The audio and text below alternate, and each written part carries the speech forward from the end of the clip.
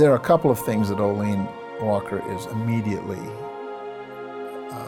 identified with as her name is evoked. One is the feeling she had about education. The second was her sense of the importance of people having homes, homelessness. And the third was her passion for the well-being of families, and critical to that is the ability for people to have employment. She could love, she could discipline, and she could challenge. Olene Walker, one of the great stateswomen of our time. I'm delighted that they're going to be naming the building that houses this department after her.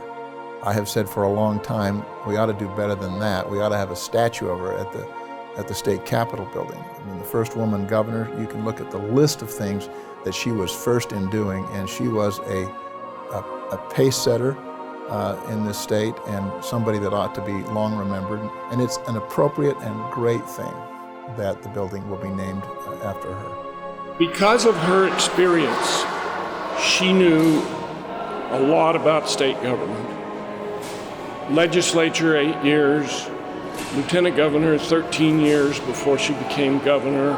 Governor Walker was bright and joyful and careful. She respected the staff's feelings.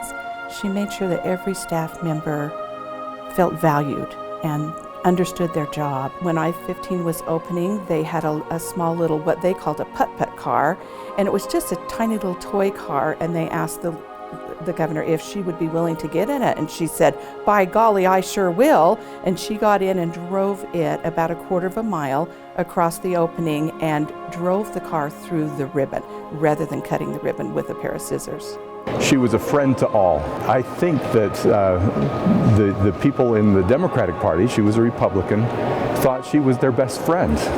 And the people in the Republican Party likewise thought she was their best friend. Olene Walker led with her head and with her heart.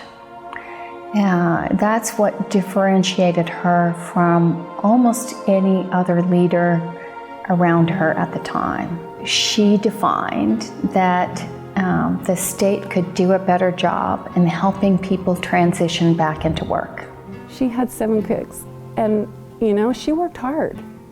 Things were not always easy, and when I was younger and money was pretty tight, but she always made do, and she would do anything she could to give us every opportunity and make sure that we were involved from a very young age in lots of things. I can remember her telling me that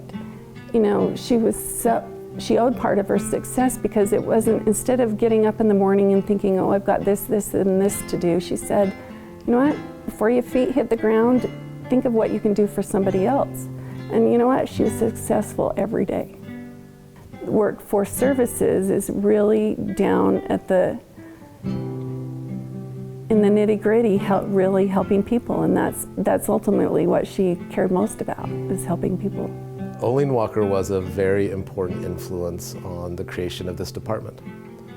If you think about back in the mid-90s, when the concept of Governor Leavitt and then Governor Walker talking about the creation of workforce services, to have the kind of vision that they had to bring 5 agencies together to create a more integrated environment for people that we're trying to serve in maybe a more meaningful, more effective, more efficient way.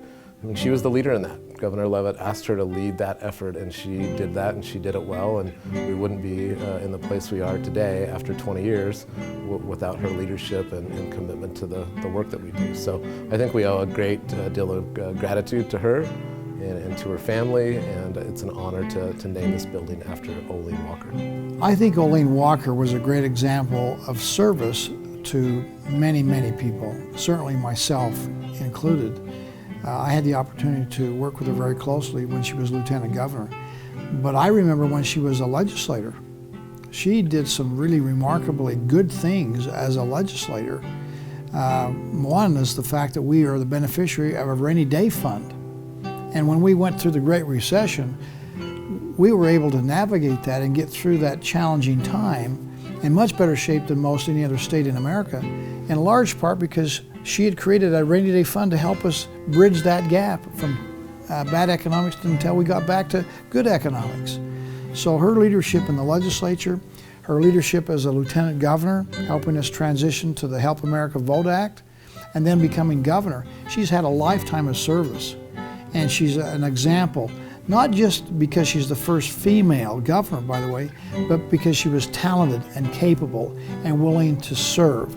She loved the state and she loved the people, and consequently served with distinction.